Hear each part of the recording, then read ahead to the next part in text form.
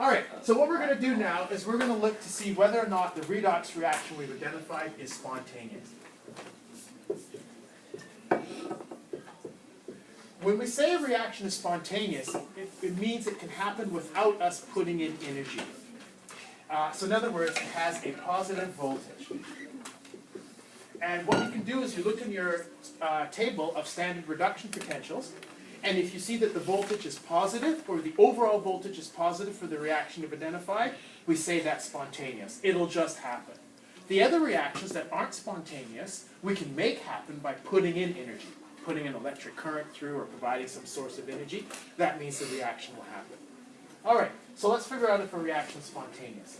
Let's take a look at sodium metal, and the sodium metal is going to be oxidized, so it's going to release an electron.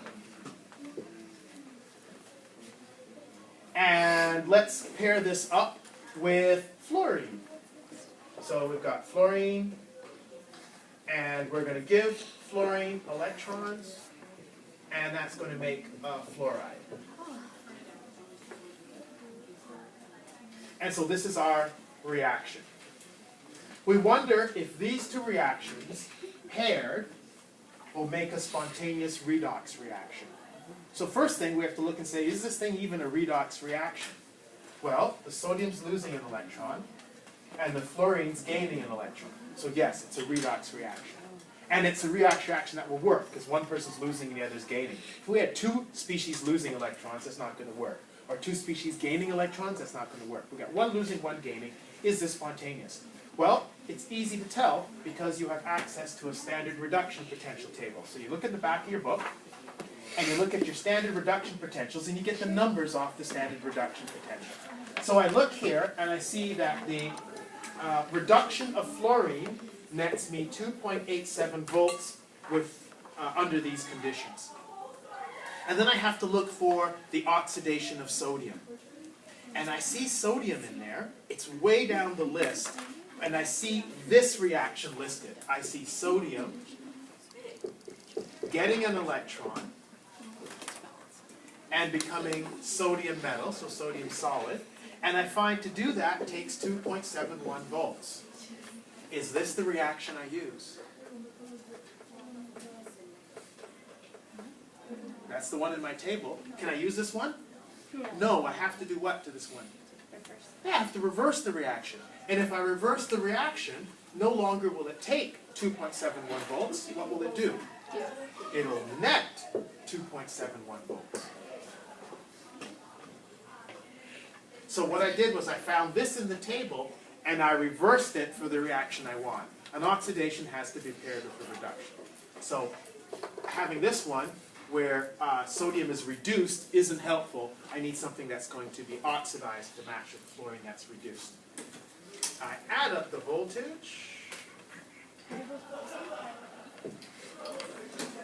And I see that this reaction, not only is it spontaneous because it's a positive voltage, it's quite energetic. This would make a great battery, except for the fact that having solid sodium around is kind of explosive, so that really wouldn't work. So, what is the rule for a spontaneous reaction? It's a simple rule. We can look in the chart, identify the two half reactions, and then sum their potentials to see if we get a positive number. If the voltage is greater than 0, great, we have a spontaneous reaction. Or we can look at the chart and we see that any number above on the left, any reaction above on the left, will automatically work with a reaction below on the right, because that means that the higher number will be the favorable reaction. So anything above on the left will spontaneously react with anything below on the right. And that's just a rule of thumb. So any species above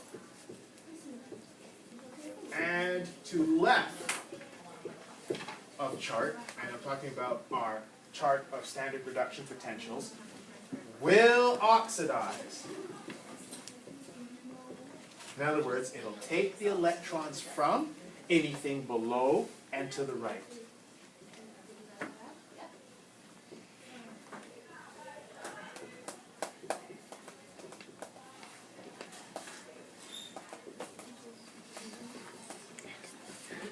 So if I look at this chart and I find one species above on the left, it will spontaneously react with any species that's on the other side, right, the reduction side on the left. If one of the species is below, for example, if I want to use, let's say, gold 3+, and the species I want it to oxidize is above on the right, it won't oxidize it. It takes too much energy going in the other direction. So that's a little trick that can help you. What it really comes from is identifying what the potential is for each half reaction, and then summing the half reactions in the correct, written correctly. We still need to do this, however, if we're asked for the actual voltage of the reaction. Right? There's no way to know what the voltage of the reaction is before taking the voltages of the two half reactions and putting them together. Okay? It doesn't matter if we need to go through this reaction twice, as we would have to, obviously, to balance the requirements of fluorine. Right? Fluorine needs 2 electrons. Each sodium only liberates 1 electron. This reaction will have to happen twice for this one. It doesn't double the voltage. It's still the same voltage because the voltage is on a per atom, per electron basis. Okay? Yes? Mr. Blevin, do you know how lithium-ion batteries work? And if so, could you explain to me this? Why would lithium make an excellent ion to use in a battery? Take a look at your table of standard reduction potential. Why is lithium such an excellent choice for batteries? It's at the very bottom. It's at the very bottom, and when we when we oxidize lithium, what does it net us? Well, when we oxidize lithium, right? Yeah, so positive 2.4? 3.0. 3.0, wow. So lithium is giving us a lot of voltage from its oxidation. And that's why lithium is such a popular thing for batteries. Okay. All right, so your homework